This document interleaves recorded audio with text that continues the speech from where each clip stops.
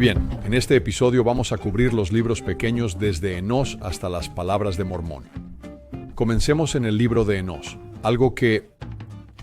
Este es un libro que me gusta mucho, es muy breve, un capítulo, pero realmente impactante y lleno de cosas que podemos analizar un poco y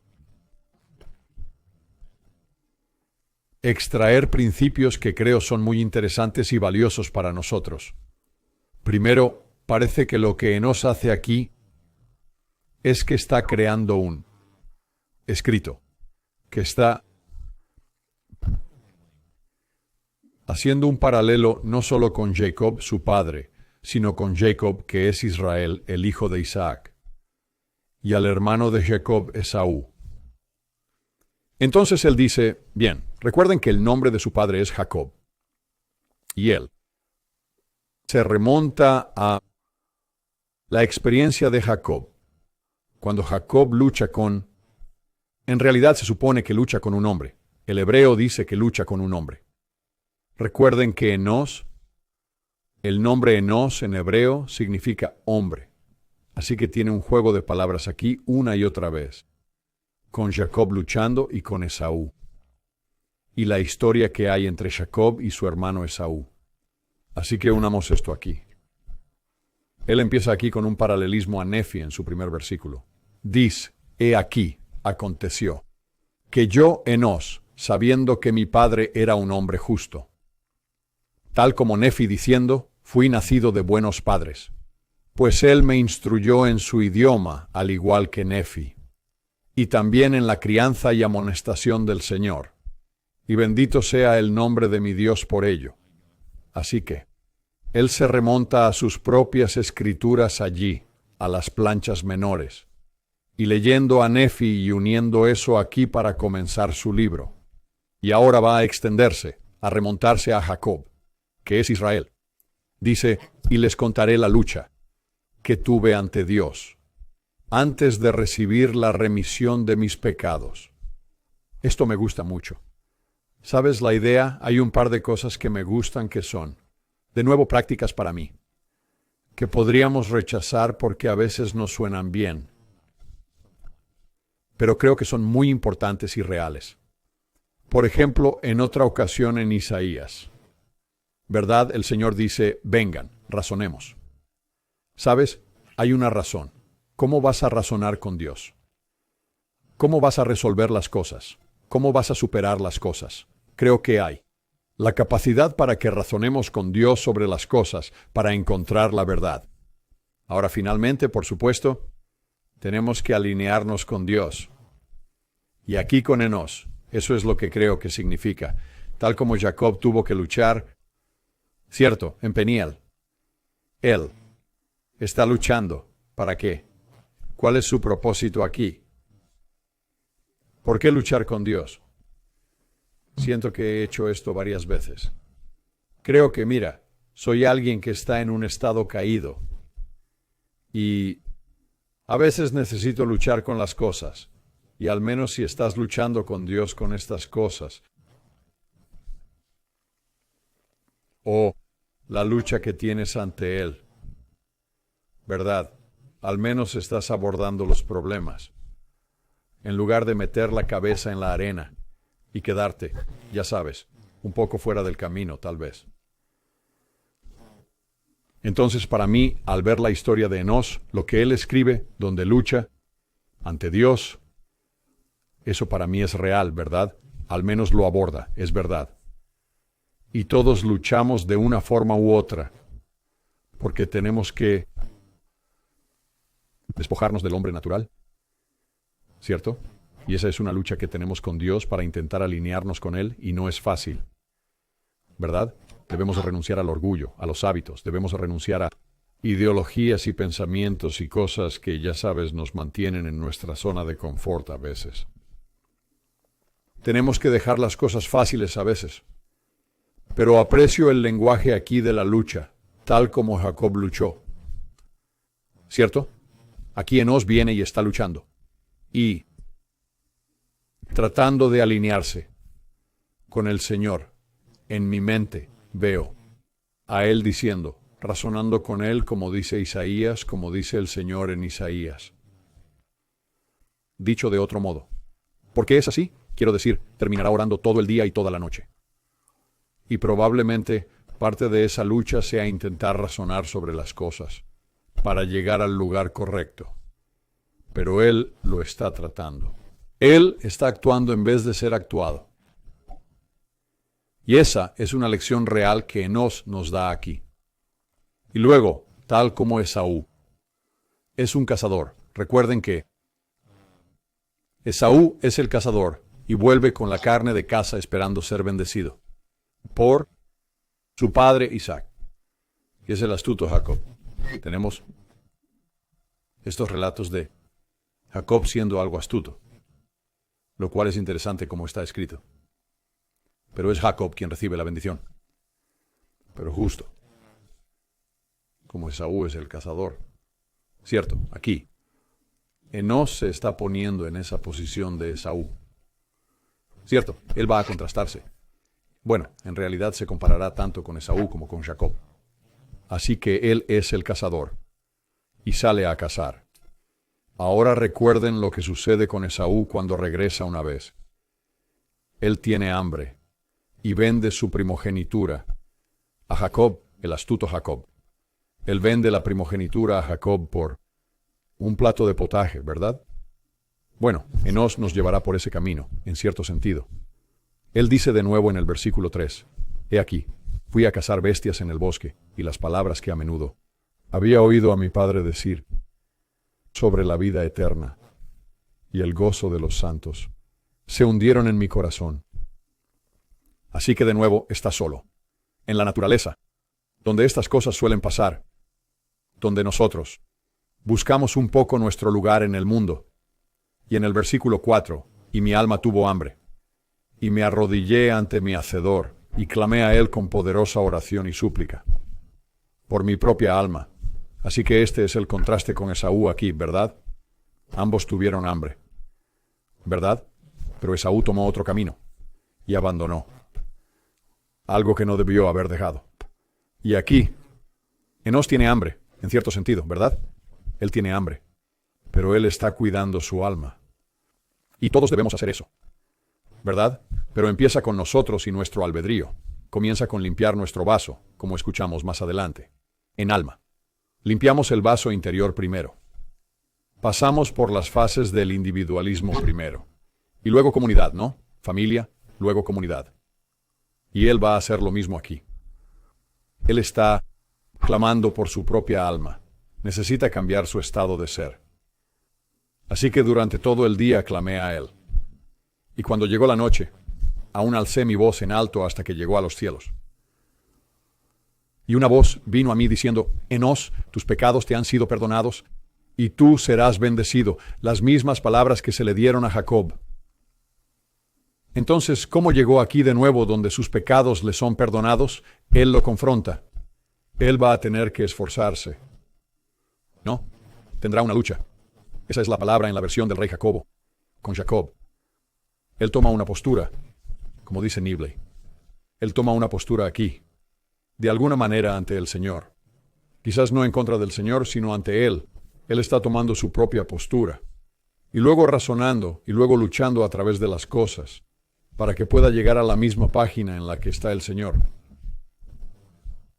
Lo cual no es fácil, pero lo hace.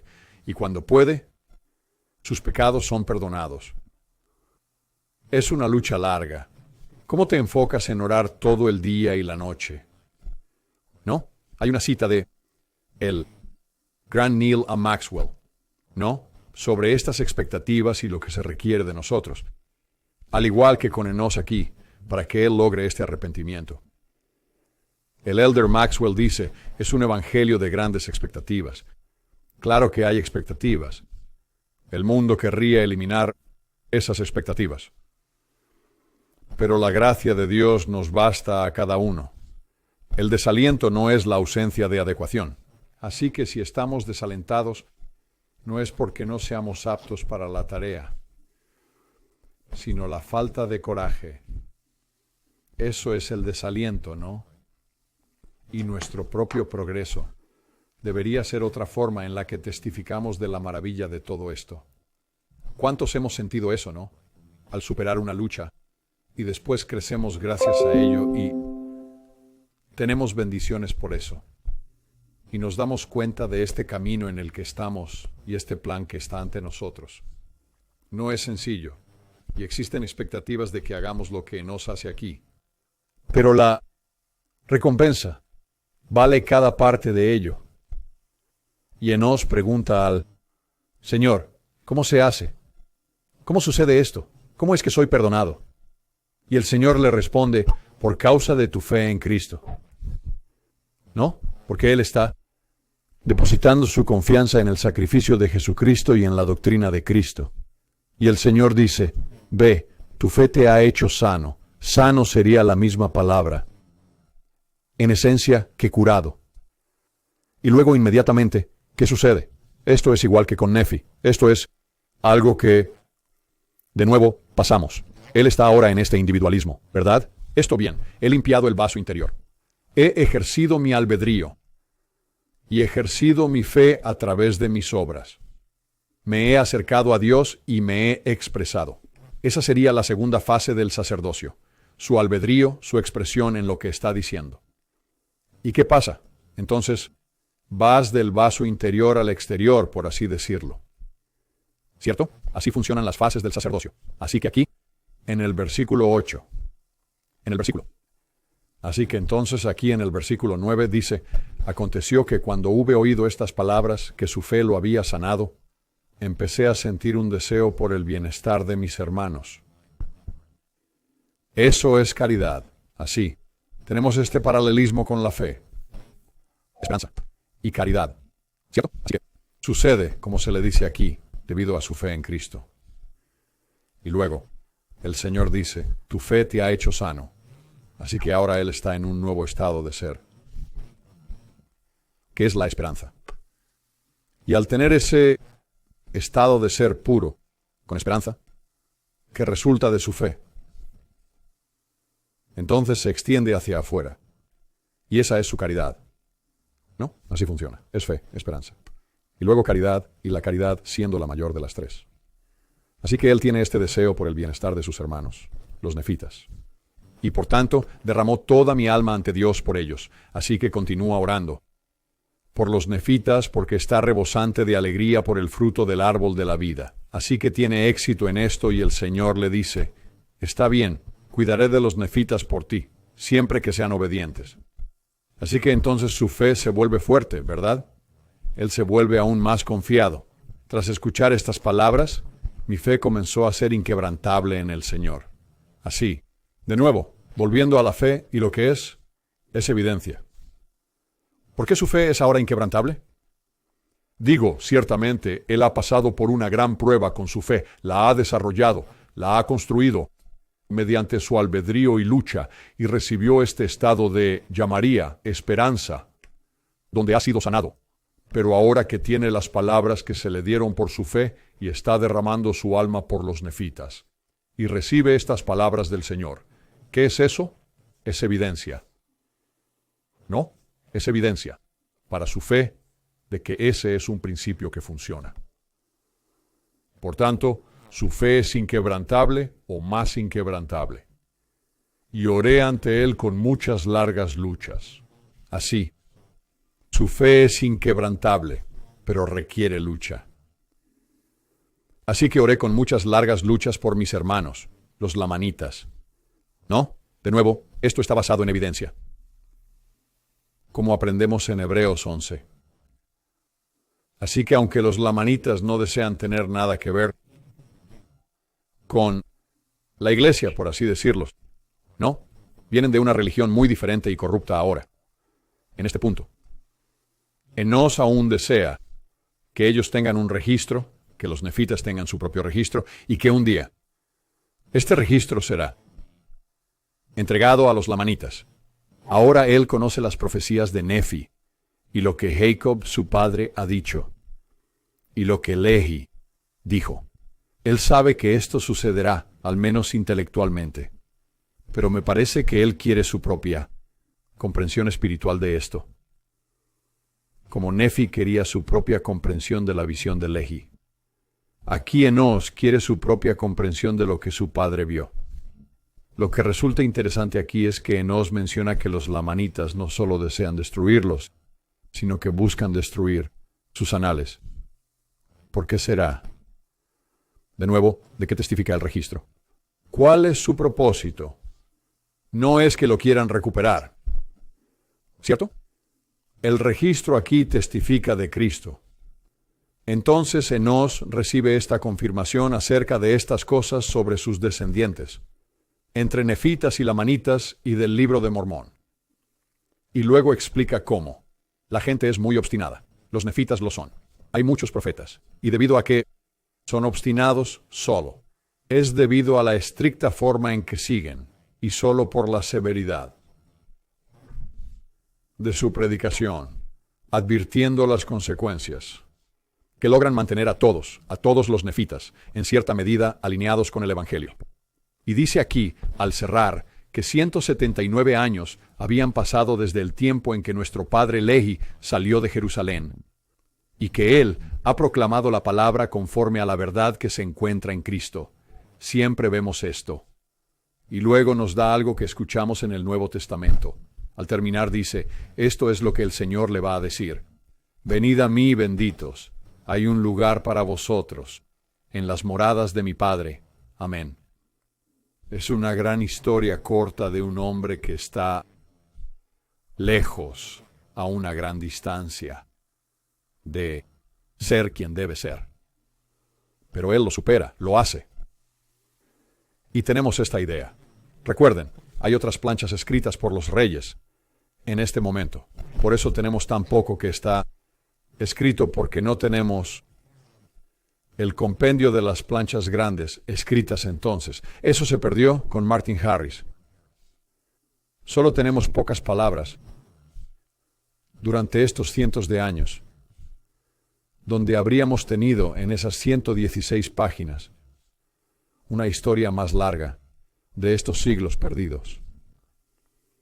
Pero se suaviza un poco en este momento. Aquí, Yarom aparece y dice, ahora he aquí, yo, Jarom, escribo unas cuantas palabras según el mandamiento de mi padre Enós, para que nuestra genealogía sea preservada. Así que, de nuevo, estas planchas pequeñas que estaban aquí, se supone que son para cosas espirituales. Y ahora su enfoque principal aquí con Jarom es que al menos se mantenga una genealogía. Pero él entiende aquí también, en el versículo 2, que estas planchas son pequeñas, las planchas pequeñas, y estas cosas están escritas, con la intención del beneficio de nuestros hermanos, los lamanitas. Es muy interesante. Tienen claro de que al mantener estos registros, es igualmente. El propósito de los registros que guardan es tanto para los lamanitas, si no es que más, que para su pueblo. Ellos lo entienden. Esto es parte del convenio entre ellos. Y luego, similar a lo que Jacob había escrito en cuanto a dejar las cosas superiores o la ley superior, las cosas de Dios, dice que hay una minoría, pero solo una minoría, de los nefitas que reciben revelaciones, porque no son tercos. Y todos aquellos que no son obstinados y poseen fe, tienen comunión con el Espíritu. O sea, la mayoría de los nefitas no. No es raro que una minoría sea así. Y se esfuerzan por guardar la ley de Moisés. No sabemos mucho de sacrificios o rituales, pero sabemos que se les enseñó la ley de Moisés. Pero él menciona que las leyes de la tierra son extremadamente estrictas. Es como debía ser en Jerusalén, con los hijos de Israel, porque eran obstinados, seguían cerrando el velo, el principio de Neor. Pero obtienen algo interesante aquí, y estos son los que guardan las planchas grandes. Pero él dice aquí, nuestros reyes y nuestros líderes eran hombres poderosos en la fe del Señor, y enseñaron los caminos del Señor. Resistimos a los lamanitas y los barrimos de la tierra. Hay contención constante. Nunca desaparece. Y como nos dice el Señor desde el principio en el libro de Mormón, los lamanitas deben ser un azote para los nefitas, para mantenerlos en memoria de quiénes son, ¿verdad? Y cuál es su parte en la alegoría del olivo, ¿verdad? Donde deben guardar registros. y deben intentar mantenerse centrados en Cristo. No funciona muy bien. Menciona a Cristo de nuevo. Dice que profetas, sacerdotes y maestros trabajaron diligentemente, persuadiéndolos a mirar hacia adelante al Mesías. Como en la Santa Cena se nos dice que recordemos al Señor, ¿verdad? Y lo que Él hizo. Ellos están mirando hacia Él. Y es solo gracias a esta mirada hacia el futuro con la ley de Moisés, añadiendo eso a la ley de Moisés. En el 12 se nos dice que es solo por eso, que se evitaron ser destruidos sobre la faz de la tierra. Y después Yarom concluye diciendo que dio las planchas a su hijo Omni. Y Omni dice que luchó mucho con la espada. Están en guerra constante. ¿Verdad? Nunca termina. Aquí son enviados a la tierra prometida. Y no obstante, están siempre en guerra. Y Omni dice que él mismo es un hombre inicuo. Y entrega las planchas a su hijo Amaron. ¿Cierto? Entonces, estas planchas para las cosas espirituales, la ley superior, tenemos un pequeño problema aquí con la genealogía. No se están ciñendo a lo que Nefi sentó como precedente. Incluso los que reciben la responsabilidad de estas planchas se están apartando de la verdad. Quizás por eso están en guerra constante con los lamanitas. Solo una minoría se mantiene fiel. Amarón dice aquí, he aquí, sucedió que 320 años habían transcurrido, y la parte más malvada de los nefitas fue destruida. Esto ocurre una y otra vez. Pensemos de nuevo en la alegoría del olivo que acabamos de repasar. ¿Cierto? Donde las ramas corruptas se quitan y se echan al fuego. Así funciona por lo general. A veces esto cambia por la persecución, pero así funciona normalmente en una civilización. Ocurren consecuencias naturales. Y luego Amón. En pocos versículos se lo entrega a su hermano Kemesh. Es vital tener esta genealogía, ¿cierto? Tenemos esta genealogía. No sé si es en todo el libro de Mormón, pero parece que es casi en su totalidad.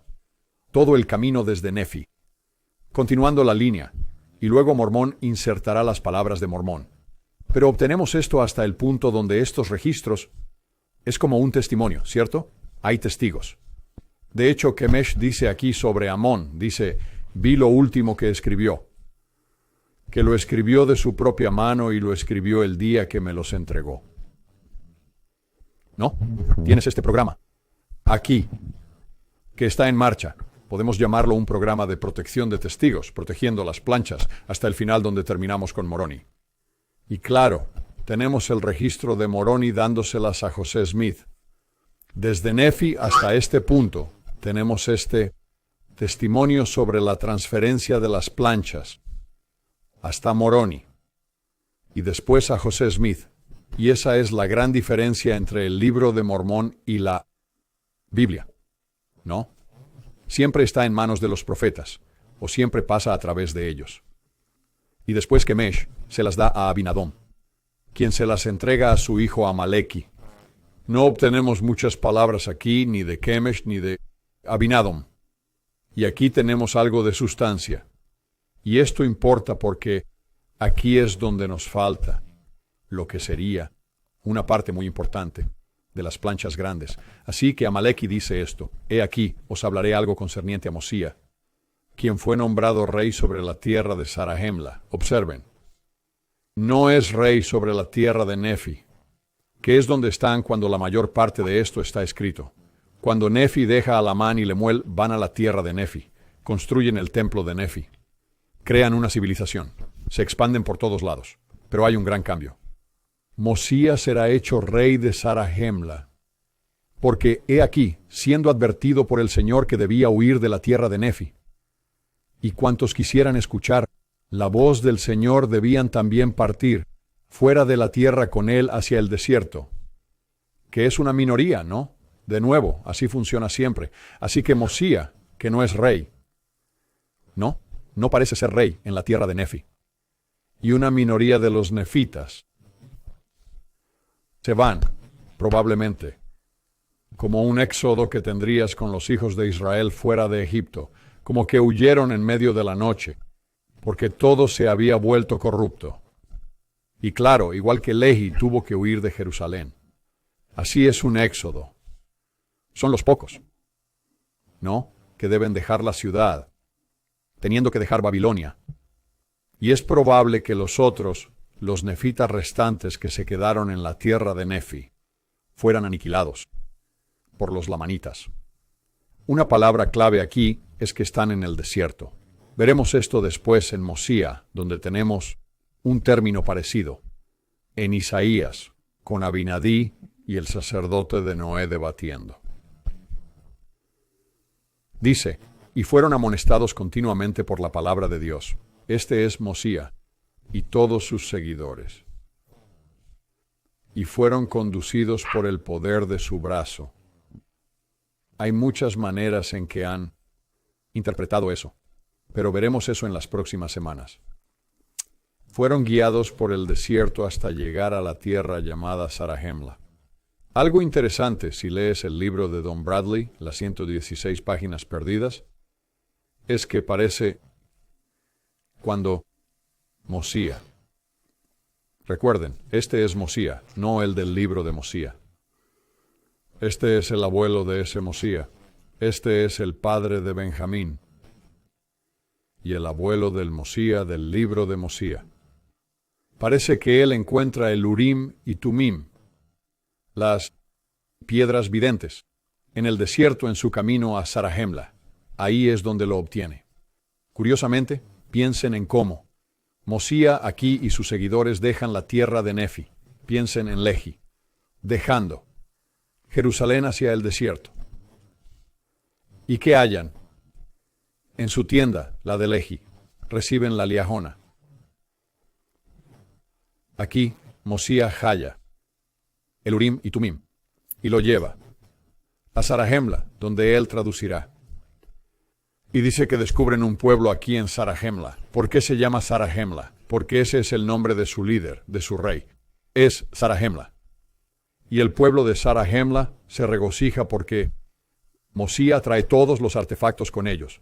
Así que va a traer la liaona, va a traer la espada de Labán.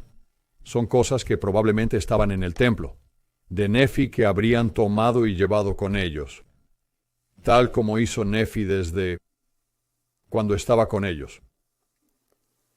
Y ahora van a añadir el Urim y Tumim a esos artefactos, a esos objetos. Y también tienen las planchas de bronce. Así que, aquí, el pueblo de Zarahemla. Vamos a aprender, son también de Jerusalén, y así que se van a regocijar debido a las planchas de bronce. Aquí está el registro de su pueblo que han estado perdiendo durante cientos de años. Así aprendemos aquí, de dónde vienen los Zarahemlaitas o los Mulequitas. Dice en el 15, he aquí, aconteció que Mosía descubrió que el pueblo de Zarahemla salió de Jerusalén, cuando Sedequías, rey de Judá, fue llevado cautivo a Babilonia. Este es el mismo rey que estaba en el trono cuando Lehi se fue. La diferencia es que Lehi se fue en el primer año, que Sedequías reinó en Judá, donde hubo gran agitación y cambio. Y los mulequitas se fueron unos 10 años después. Cuando Sedequías es capturado por el rey Nabucodonosor en Babilonia, y los traen, casualmente, ¿cierto? Y viajaron por el desierto, fueron traídos por la mano del Señor a través de las grandes aguas, a la tierra donde Mosía los encontró, y habitaron allí desde aquel momento por cientos de años. De nuevo, la coincidencia de tal vez son guiados al mismo lugar. Los jareditas fueron guiados al mismo lugar. ¿Cierto? Las piedras de vidente, el Urim y Tumim y la plancha de bronce provienen de los jareditas. Cuando Mosía sale al desierto, viajan lejos de la tierra de Nefi y encuentran esta reliquia. La dejaron los jareditas. De ahí la obtienen. Los jareditas fueron enviados a un área geográfica similar. Los mulequitas de Zarahemla son enviados a un lugar similar. Y los leitas son enviados a un lugar similar. Y dice un par de cosas interesantes. Primero, dice que el pueblo de Zarahemla ha tenido muchas guerras y graves contiendas. La pregunta es, ¿con quiénes? ¿Sabían los lamanitas quiénes eran? Los nefitas no parecen haberlos conocido. ¿O son otros pueblos con los que tuvieron guerras y contiendas? Y su lenguaje ha sido corrompido. No han hecho mucha, si alguna, escritura en absoluto. No tienen registros, al parecer. Y negaron la existencia de su Creador. Entonces, piensa en quiénes eran. ¿Verdad? Mulek. Vamos a aprender aquí. Era el hijo de ese rey Sedequías, así que él tiene sangre real. Y se nos dice en la Biblia, en el Antiguo Testamento, que todos los hijos de Mulek, o los hijos de Sedequías, fueron asesinados por Nabucodonosor. Pero, según el libro de Mormón, uno de ellos escapa. Y ese es Mulek. O, como dice Dan Bradley, Mulek. Parece que esa fue la traducción original de... Eso viene de Royal Scousen. Pero ellos niegan el ser o al Creador allí. Ellos niegan a Cristo. ¿Cierto? Probablemente habrían sido deuteronomistas al salir de Jerusalén. Su lenguaje está tan corrompido que el pueblo de Mosía no puede entenderlos. Y luego, curiosamente Mosía, que es un vidente aquí, tiene una piedra grande que le traen, y con el Urim y Tumim, él interpreta los grabados en esta piedra sobre un relato de Coriantumer y los caídos de su pueblo. Estos son los jareditas. Y Coriantumer fue descubierto por el pueblo de Zarahemla, y él habitó con ellos por el espacio de 9 lunas. Así que hay una ligera superposición.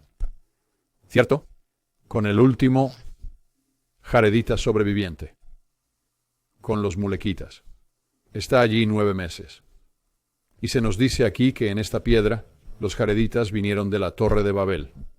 Y Amalequí nos cuenta entonces que nació en los días de Mosía. Y él está presente cuando Mosía fallece y le da el trono a su hijo, el rey Benjamín. Incluso en este tiempo, esto habría sido en Zarahemla, ¿verdad?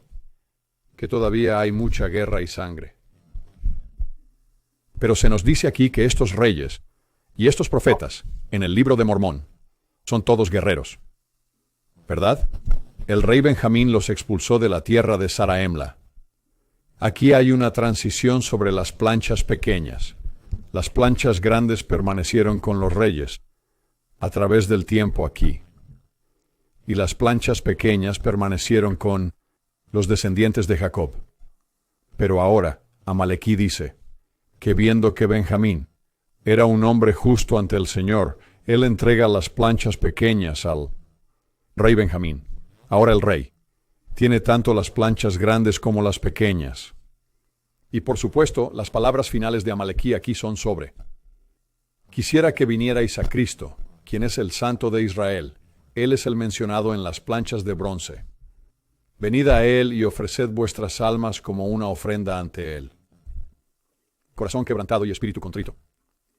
Nos da una introducción de lo que aprenderemos en el libro de Mosía. Él dice: y ahora quisiera hablar un poco acerca de un cierto número que subió al desierto para regresar a la tierra de Nefi.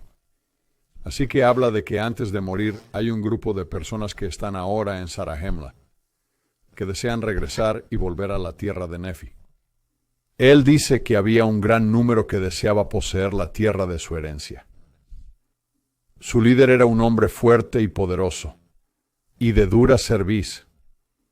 Por eso causó contienda entre ellos, y todos murieron menos 50. Este es el grupo que sale a buscar la tierra de Nefi para volver, y que este hombre regresa. Entendemos más tarde que este es Senif, y reúne a más personas que quieren ir con él, y terminan yéndose para volver a la tierra de Nefi. Y Amalequí dice que incluso tenía un hermano que también fue con ellos, y no los ha visto desde entonces. Y él dice aquí ahora que estas planchas pequeñas están llenas, y termina de hablar. Tengan en cuenta ahora que este es el final de las planchas pequeñas que empezaron con Nefi, pero son distintas de lo que Mormón abrevió, que eran las planchas grandes, que cubrían el mismo período. Pero no tenemos ese registro hasta este período.